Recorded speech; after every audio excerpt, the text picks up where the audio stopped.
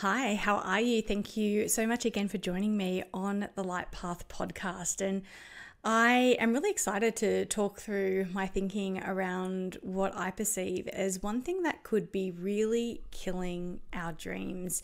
As you know, I work with people all the time, and I think the thing that I love most about people is that we all come here with the freedom to dream and to create a life within the constraints of our circumstances sometimes, but we're free to dream. We're free to really go after a lot of what we dream for ourselves. And it can be so individualistic and expressive and creative. Yet many of us, I think, find ourselves living lives that are maybe predestined, pre-mapped out, or planned, definitely culturally shaped, and maybe sometimes a little bit lackluster and not really reflective of the freedom that dreaming often can really bring to us. And the more I work with people, the more I reflect on this, I kind of have come up with a little bit of a conclusion on the one thing that I think could be killing a lot of our dreams. And that is our relationship with and to comfort. I've been really inspired recently by the work of Michael Easter. He wrote The Comfort Crisis. If reading's your thing, it is such a fantastic book, and it's a book that I feature every month. Every month in a newsletter on the Light Path Collective. Our subscribers get a newsletter where I share things that are coming up, specials that they can access on the Light Path. And I also suggest something to read or share with you what I'm currently reading. And this is a great one. It's a book that I keep coming back to. And it's really inspired this process or thought process that I'm going to work through with you today. Because I think that there is a comfort crisis going on, and I think for good reason. I think a lot of us really crave comfort because the world is an uncertain and often really hectic and confronting place to live in. I mean, we've got our homes, but then we've got a whole nother world online, and then we've got our workplaces and our families and our social circles. I mean, there's just a lot going on. And so it makes sense to me that we do seek a lot of comfort and seek out where we can make our lives as comfortable as possible. And as you work through the work of Michael Easter, he talks about that on a very human level and a very physical level. And that ultimately this desire for comfort is actually, something that is potentially at putting us in a lot of crisis. But I've got not necessarily a different spin on it, but definitely my own personal spin, because I think the aspect of comfort, or more importantly, our relationship to comfort, could be the thing that is killing our personal and creative dreams that we have for ourselves in this life. I think that there are two types of discomfort that we experience as humans. The first one being the discomfort of survival, and then the discomfort of thriving. And I think only in one of those uncomfortable situations can we really explore our potential, and we can really access the space to pursue and get really creative with what it is that we do dream for ourselves in our life. The other really keeps us stuck, and I find I have been in that place, and I definitely find a lot of clients that I work with end up a little bit trapped in that space. So the comfort of survival is the thing that I think is really killing our dreams. Whereas if we can get really comfortable with the discomfort of thriving, I think that is just that portal of genius or space that we can then explore all it is that we do truly desire for ourselves. And like I said, I think one of the most beautiful things about being human is that all of us have dreams. All of us have desires for our life, the experiences that we want to have, the achievements that we want to go after, the connections that we want to create, the work or the contribution that we want to put out there.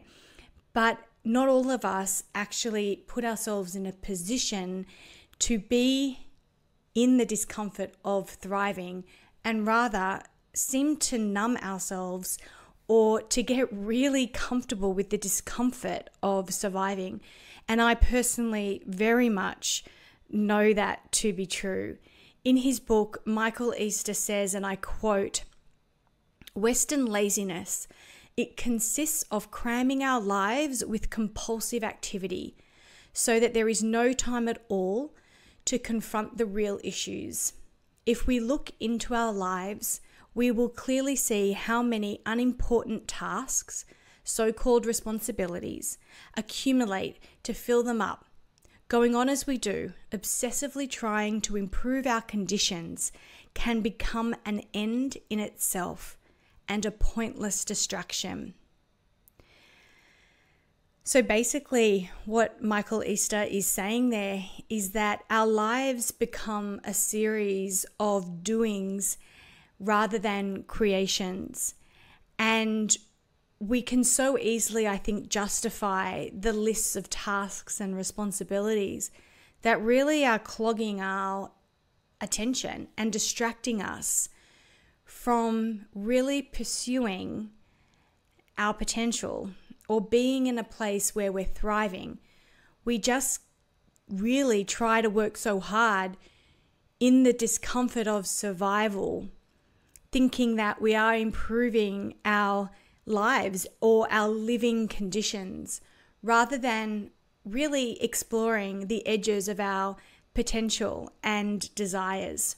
And I would guess most of us at some point in our lives, perhaps this is you now, and I know I slip back into it from time to time. We're all really just striving to feel comfort in the discomfort of surviving. I'll say that again. We're all striving to feel comfortable in the discomfort of surviving.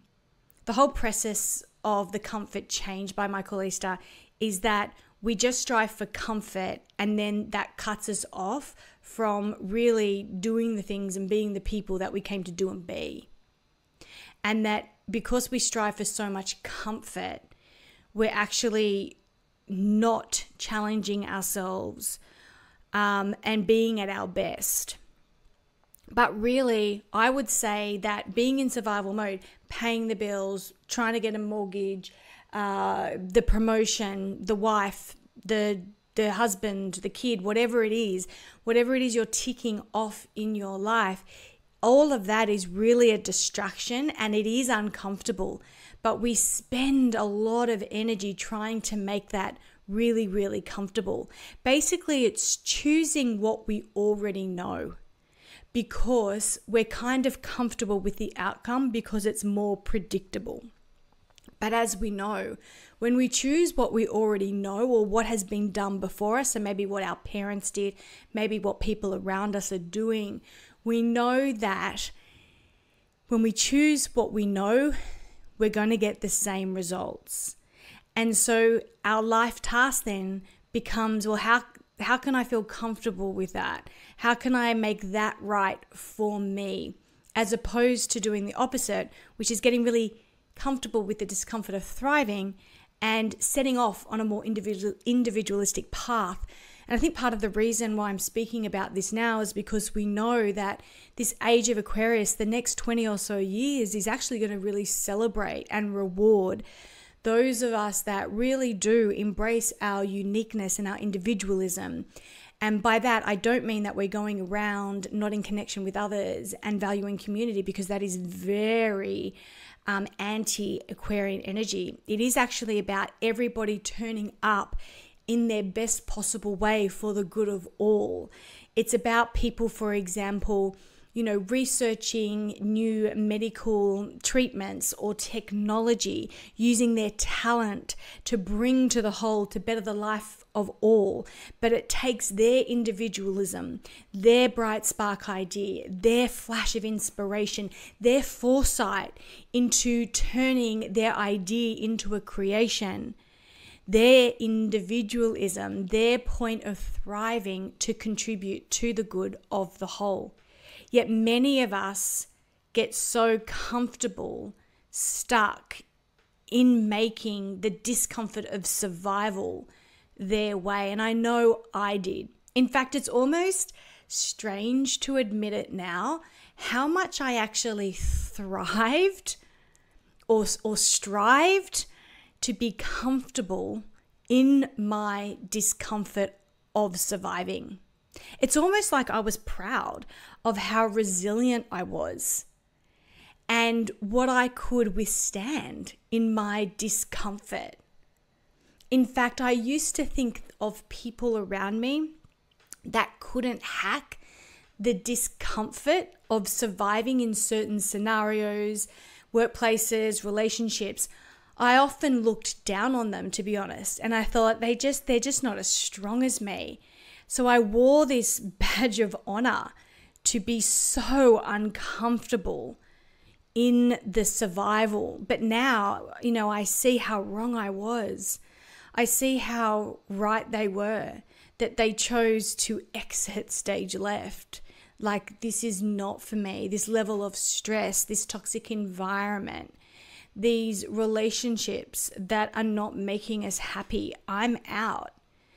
And now I see that as a portal of strength, whereas before, because I was so addicted to the surviving, I was so addicted to enduring the discomfort of surviving, I thought they were the weak ones. And boy, was I really wrong? I was so wrong. The very things that I think are were preventing me from being able to explore my potential in many aspects of my life was the things that I got really comfortable with, the survival. I became a master at enduring the perceived or created or imposed blocks on me. I got so, I got to be a master at the enduring. And looking back, it just seems so crazy. Because I was so stuck in survival mode. And when you're stuck in survival mode, it gets so limiting that all you can actually possibly do is survive it. Like, that's really the only place you can put your energy. But what I realize now that I'm out of that place, and what I acknowledge and notice in myself when I slip back into that place, is that being addicted to the discomfort of survival is a choice. When you're deep in it, it doesn't feel like a choice, but it is a choice. And the empowering thing about it being a choice is that you can also choose to get out of it. Not being in that is also a choice. You get to choose. You get to choose to either be part of the discomfort of survival or the discomfort of thriving. So how do you go from that, the discomfort of survival, into the discomfort of thriving? Well, I think the first step is awareness. Awareness of the type of discomfort you are in. Where are you really craving your comfort from? I think many of us don't stop to become aware of why we do what we do or why we're choosing what it is that we're choosing.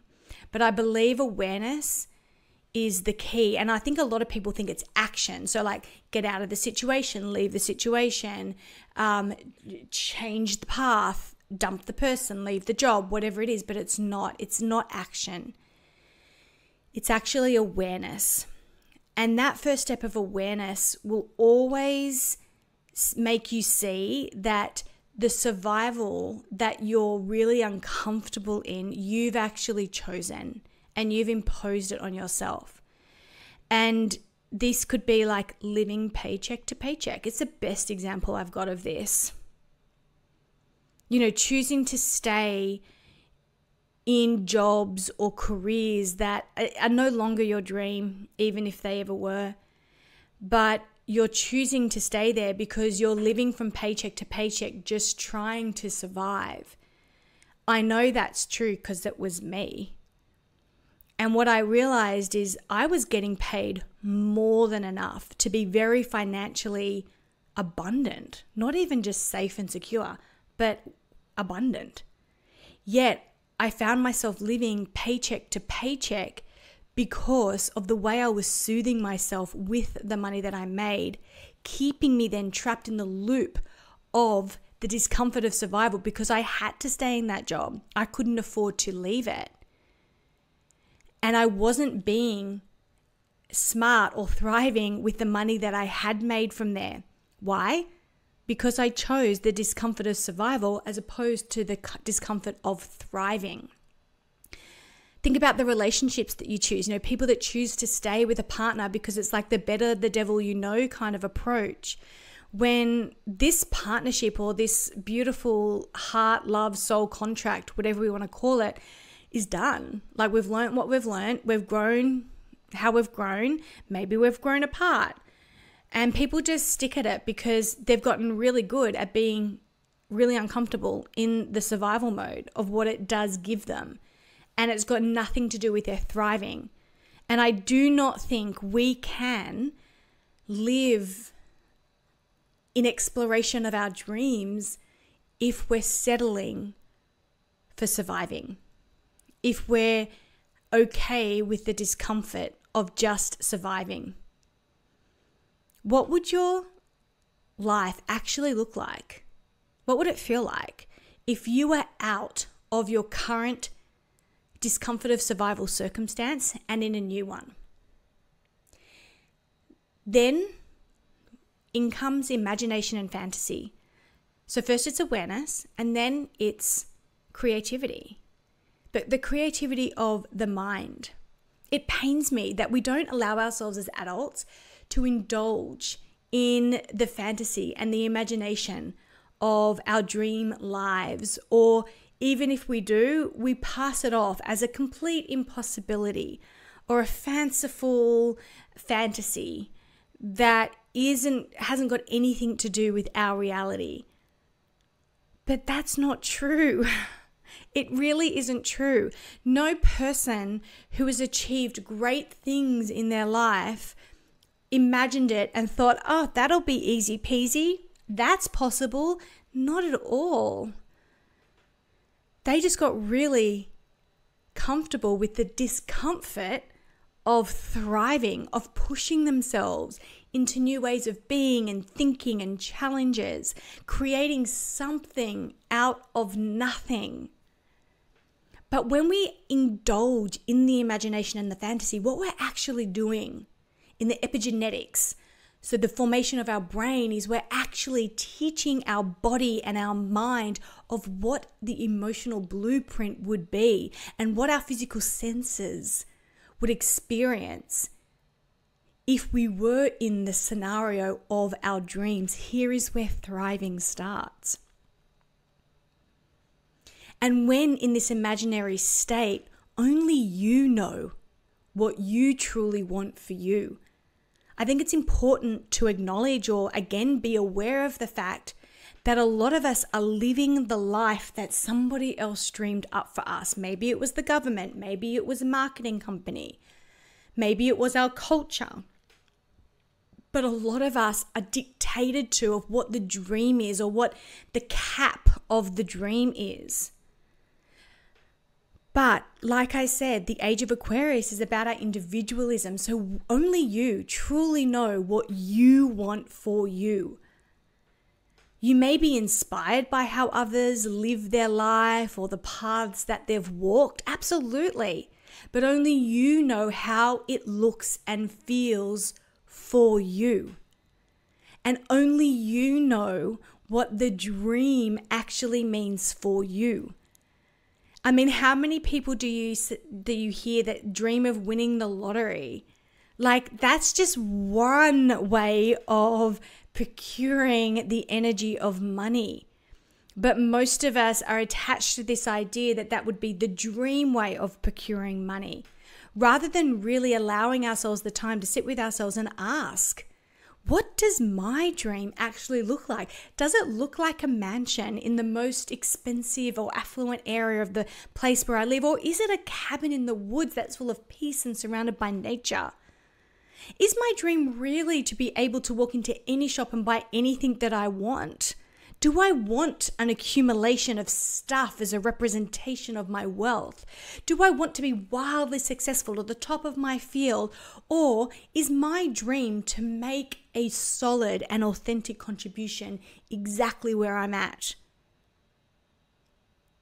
Don't let other people dictate to you what the dream or your dream should be. You're smart. I won't accept otherwise. You are the expert on you. No one has more information about you than you. So it's a choice to disconnect from or ignore all the outside noise, but it's also a choice to stay in the sameness. Nothing changes if nothing changes.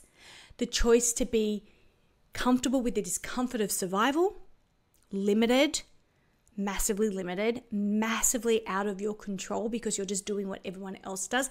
Think of like a cog in the wheel. Or you can choose to step into the discomfort of thriving, to feel really uncomfortable in actually walking into the unknown, going for something that seems scary and insurmountable.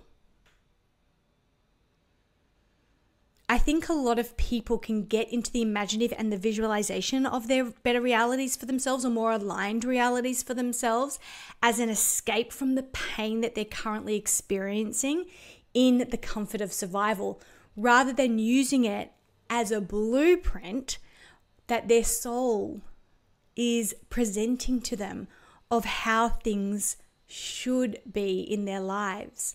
And why? I often wonder, I wonder this about myself because this is exactly what I did, but I wonder why we only change when the pain of staying the same outweighs the fear and the torture that we put ourselves through potentially by being in survival. Why do we have to make that so bad that then the discomfort of thriving looks mildly attractive? I mean, for example, do you force yourself to wear size 5 shoes for a year and endure pain every day, squeezing your foot into a size 5 shoe, even though you're really a size 7? No, but we do this in the energy of the discomfort of survival. Like, it would be crazy to do that.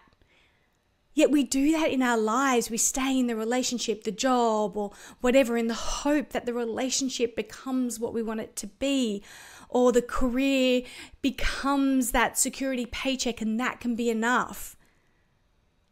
And it isn't making us abundant anyway. I often said to people when I first stepped out into the discomfort of thriving, and for me, the representation of that was my work. I said, I have no idea how, but I'm earning less now than I used to, but I have more money. I could not get my head around it. And it took a lot of reflection to realize that I was paying a lot to soothe the discomfort of surviving. Whereas I was physically, like on the books, earning less money, yet I had more money in my bank. Phew, blew my mind. And I think for me, that was like, wait a minute. The discomfort of thriving isn't as bad as what everybody makes it out to be. And here's how I define the discomfort of thriving. I think the discomfort of thriving is all about consistently exploring our potential. Like, how good can my life actually get? And being so playful and curious about this that you're willing to dance on the edge of your potential. Potential, as I define it, isn't about a goal or an achievement. Like, she reached her potential in that test. Ugh, I hate that. Potentiality is about who you are. What is the potential of your capacity to create and hold happiness? What is your potential to love? What is your potential for being present? What is your potentiality to be generous? What is your potential for being adventurous or playful or creative? What is your potential in your curiosity? Like, where is the edge? Where is the edge of your creativity or your curiosity or the way in which you love or how generous you are? Where is your potential for that as it stands now? And the best thing about potential is it's not capped. So as soon as we dance on the edge of our potential for generosity and we get comfortable with that, we can push it even further. And same goes with every other aspect in our lives. The potential we speak of is about our capacity to explore all the parts of ourselves. I look at my idealized selves and I see her and I step into her essence energetically to experience her. And what I've begun to do is then question her potential. What is her potential to hold uncertainties? What is her potential to endure pain, stress?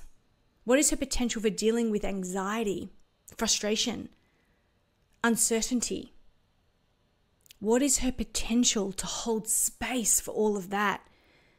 I think this is where a lot of manifestation teachers maybe miss the boat on the whole visualization aspect of our dream lives. I think one of the main things that could be blocking us from our dream life is the fact that we only think about the positives of it.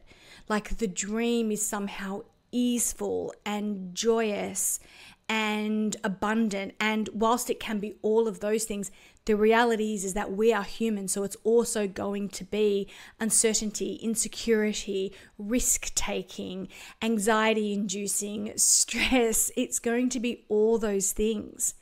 So our potential is really, what is my potential to hold those things whilst pursuing my deepest desires and biggest dreams? We get so good at that expanded version of ourselves that we sometimes forget that the limiting stuff still exists there. So if we're going to explore the positive potential, then we also need to explore and ultimately be inspired by, there's the key, be inspired by the potential negative side of the coin and be led and inspired and taught by that. And this is what is meant by you have all the answers within you because you have all the potential within you. And I can say testimony from someone on the other side of this who is continuing to develop and question her potential constantly. But as someone who has consciously stepped out of this discomfort of survival and has stepped into the discomfort of thriving, the stress, the anxiety, the uncertainty, all those things exist here. But the way I deal with them is 1,000,000% different. It's almost as if I get a tad excited by it.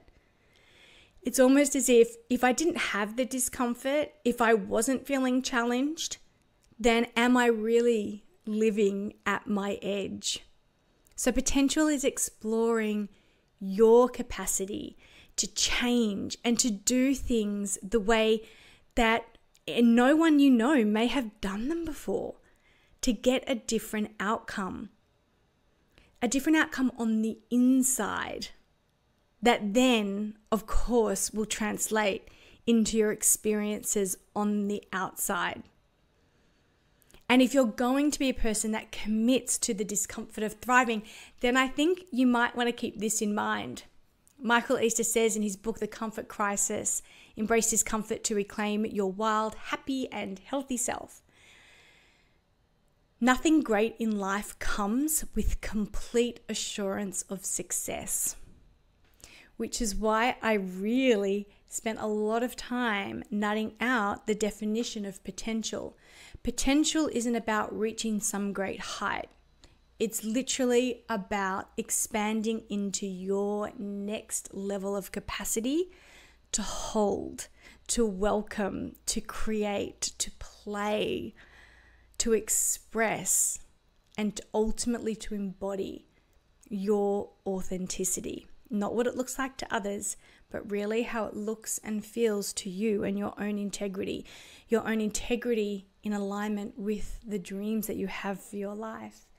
So I hope today's discussion may have triggered something in you, even just to see, wait a minute, am I in the discomfort of survival or am I in the discomfort of thriving? Both of them aren't comfortable. And that striving for comfort is actually probably keeping you really limited, because in the discomfort of survival, you're thriving for comfort. You're thriving for guarantees. You're thriving for assuredness of success. Whereas in the discomfort of thriving, you're actually striving for complete openness, like nothing is guaranteed, everything is possible type energy. There's so much more space and creativity and individualism, and that is what we want from you. You are here on this earth right now for so many beautiful reasons, but we can't really enjoy those reasons and those purposes if you aren't showing up as that authentic, beautiful version of yourself that we so desire for you to be. As always, I would love to hear your thoughts over in our Facebook community. You might totally disagree with me. It might resonate you. Either way, I'd love to hear about it. And thank you to all of those who are choosing to join me in really prioritizing ritual in their lives via the Ritual Emporium. Not only do I appreciate that, but also I'm so excited that it is catching on so much, especially the Bushflower Essences vibrational medicine. How awesome, these essences really allowing us to dig deep into those layers of energy that we hold and heal at such a beautiful level for us. But for now, just as always, sending you so much love and light as hopefully you are walking your uncomfortable path of thriving.